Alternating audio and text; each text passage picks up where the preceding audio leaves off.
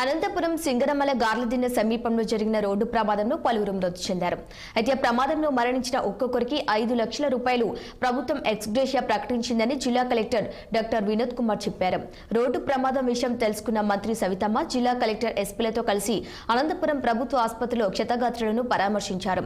ఇక మృతుల కుటుంబ సభ్యులను పరామర్శించి ప్రగాఢ సానుభూతిని వ్యక్తం చేశారు. ఈ సందర్భంగా ప్రమాదాల నివారణకు అన్ని రకాల చర్యలు తీసుకోవాలని మంత్రి జిల్లా కలెక్టర్ ఎస్పీలకు ఆదేశించారు. జాతీయ రహదారిపై బస్సు ఆటో ఢీకొన్న ఘటనలో 13 మంది ప్రయాణిస్తుండగా అందులో 7 మంది మృతి చెందారు. ఇక ఘటనపై మంత్రి తీవ్ర దిగ్భ్రాంతి వ్యక్తం చేశారు.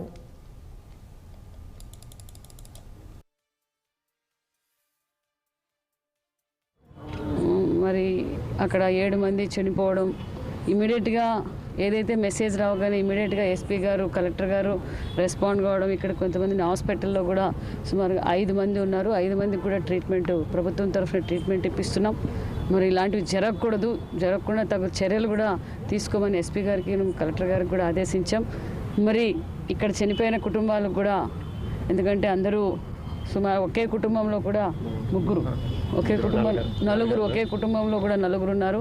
వారికి కూడా ముఖ్యమంత్రి గారు వెంటనే స్పందించి వారికి కూడా ప్రతి ఒక్కరికి 5 లక్షల రూపాయలు ఎక్స్గ్రేషియా కూడా ప్రకటించాం. అదేవిధంగా ఎవరికైతే గాయాలు క్షతగాత్రులకు కూడా మేము గవర్నమెంట్ తరఫున కూడా వాళ్లకు చికిత్స